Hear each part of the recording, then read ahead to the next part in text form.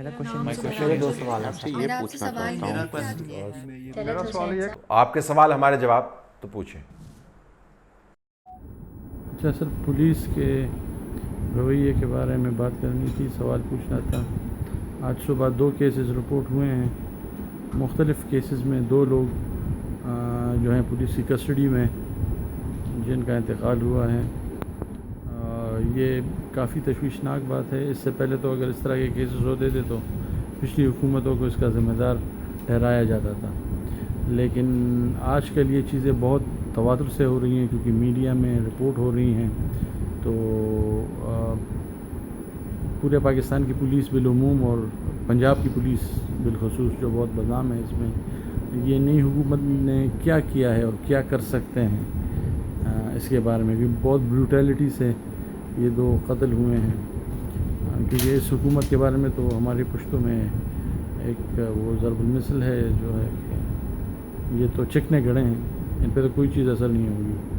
تو اس کے بارے میں کیا کیا جا سکتا ہے، کہ یہ بہت زیادہ تشویشناک بات ہے۔ دیکھیں، پولیس کے بارے میں 2 قسم کے خیالات، میرے خیالات بٹے ہوئے ہیں۔ ایک طرف تو میری تمام کی تمام سمپتھی جو ہے وہ پولیس ڈپارٹمنٹ کے ساتھ ہے، اور اس میں پنجاب، KPK، بلوچستان، سندھ، کسی جگہ کی میں تفریق نہیں کرتا ہوں۔ سمپتھی اس وجہ سے ہے کہ یہ ایک کور ادارہ ہے پاکستان کی ریاست کا، جس کے ذریعے آپ نے نظام ریاست اور نظام عوامی زندگی چلانا ہے امن کے ساتھ۔ اگر آپ نے اس ادارے کے اوپر انویسٹ نہیں کیا، اس کو ریفارم نہیں کیا، تو یہ بدترین صورتحال کا شکار ہوگا جو اس وقت پولیس ہے۔ تو ایک طرف تو میری سمپتھیز ہے پولیس کے ساتھ، دوسری طرف جو کلچر آف بروٹیلٹی جس کا آپ نے ذکر کیا اس کے اوپر شدید قسم کی تکلیف بھی ہے، تنقید بھی بنتی ہے اور کرنی چاہیے۔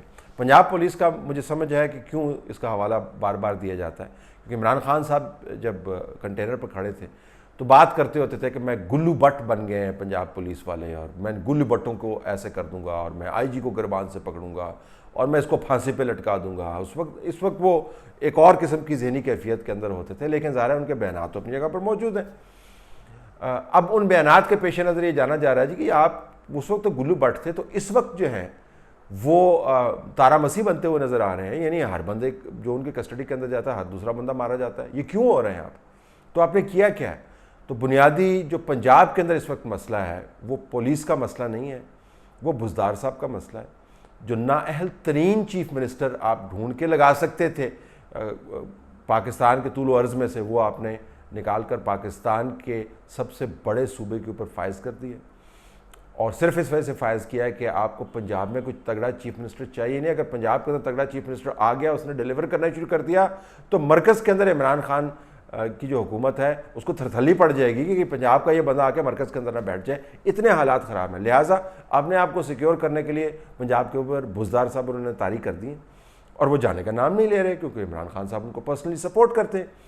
تو جب ایسے اوپر حکمران بیٹھے ہوں تو نیچے ریفارم کیسے آ سکتی؟ تو ریفارم کرنا، پولیس کی ریفارم کے اوپر تو میرے خیال میں 12-14 یا اس سے بھی شاید زیادہ ضخیم قسم کی رپورٹیں پڑی ہوئی ہیں۔ تو یہ کوئی ایسی چیز تو نہیں ہے جس کو نہیں کیا جا سکتا، لیکن نہیں کریں گے کیونکہ توجہ کسی اور طرف ہے۔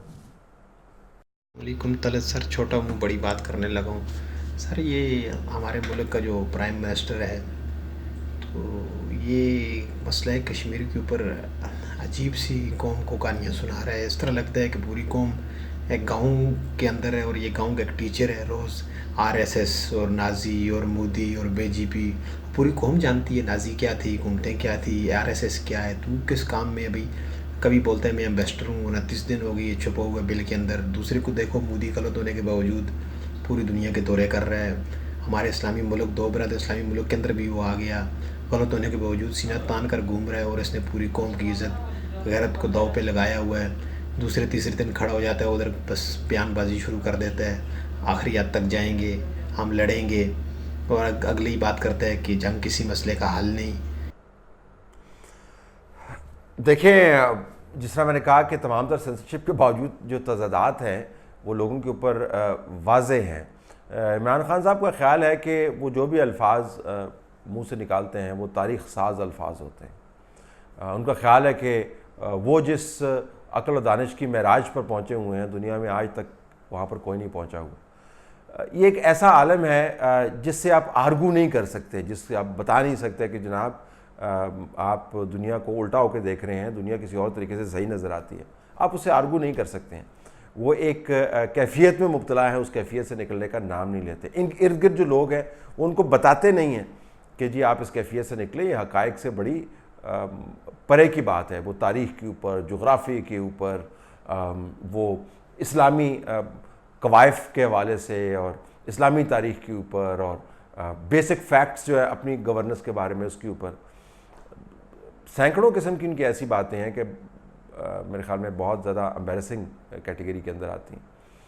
اب جب تک ان کو کوئی بتائے گا نہیں اس وقت تک ان کو احساس نہیں ہوگا کہ ان کی باتوں کا اثر لوگ کیا لیتے ہیں اور اس سے نتیجے کیا اخذ کرتے ہیں. اور جو آپ نے ذکر کیا ہے وہ اس کا ایک عکس ہے کہ عمران خان کی جو بات چیت ہے جو ان کے خیال کے مطابق سنہری الفاظ ہیں, ان کی حقیقت کیا ہے جب وہ لوگوں تک پہنچتی ہے. سر آپ سے سر ایک ہی ریکویسٹ ہے, اس کا جواب بھی دے دیں, اور اگر آپ سمجھتے ہیں کہ اس قابل ہے, آپ ان لوگوں سے, حکمرانوں سے کہہ نہیں سکتے کہ ہمیں یہ معاف کر دیں, بس معافی دے دیں اس قوم کو اور ہمیں, اور ہماری جان چھوڑ دیں. پوری دنیا میں ہم کو ذلیل کروا کے رکھ دیا ان لوگوں نے.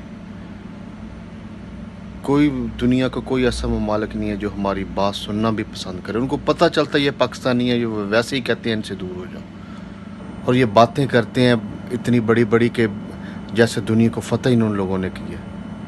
بس ان سے یہی ریکویسٹ ہے, اور آپ کی توسط سے میں کہنا چاہتا ہوں کہ ان سے کہہ کہ ہمیں معاف کر دیں, بس یہی ہماری ریکویسٹ ہے ان سے.